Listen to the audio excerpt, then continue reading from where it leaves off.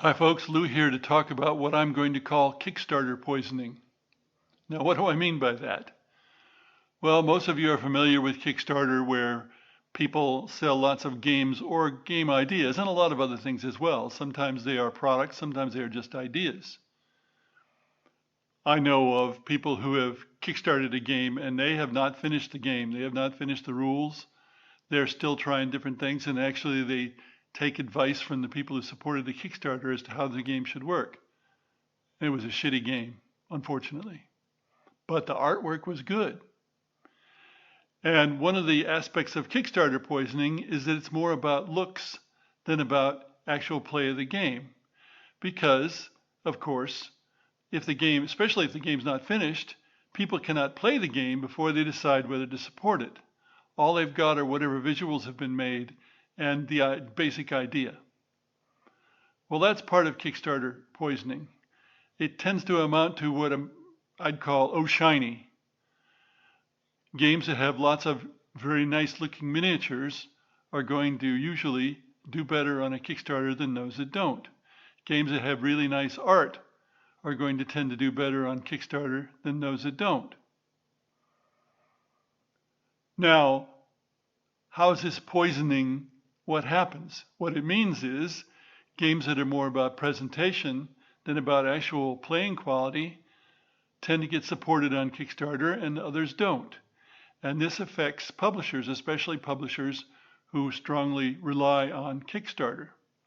And I've seen that happen in my own experience, where a publisher got Kickstarter poisoning and chose to not publish a couple of my games that they had contracted for. And in fact, in one case, they'd offered up out of the blue that they wanted to publish the game.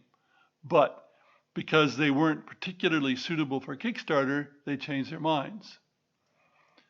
And of course, if you don't know, even after you signed a contract with the publisher, they're not obligated to publish your game. And that's what happened in this case. They just gave it back. And this is why nowadays I'm very reluctant to place a game without getting an advance, because too often publishers change their minds. So I think Kickstarter has had a strong effect on hobby tastes. The people who are supporting games on Kickstarter, I believe, tend to be young and impressionable, let's say. They're willing to cough up a lot of money on the chance that they'll get a good game. And every once in a while, you find somebody who's supported 100 games on Kickstarter and suddenly realizes they've got a lot of shit. They haven't got very many good games. Why are they doing this? And they stop doing it. But that seems to be the exception rather than the rule. And there are lots of people who dumped a whole lot of money on games. It won't be surprising to you that I have never supported a game on Kickstarter. I have supported things like dice or coins, metal coins, but not any games.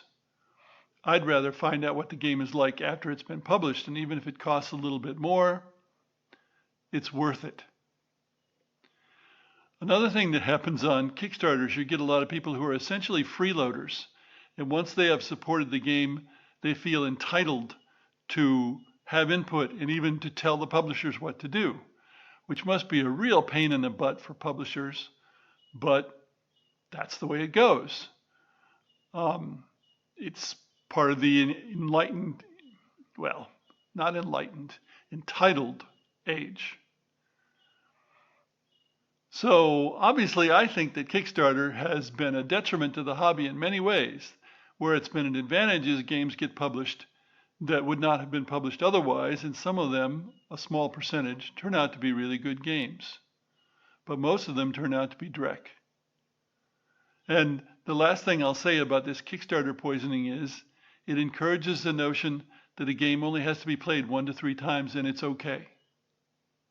And I think that's the general standard that we see nowadays. 1 to 3 times, oh, it's okay. To me, if you can only play a game 1 to 3 times and you don't want to play it anymore, it was a dud.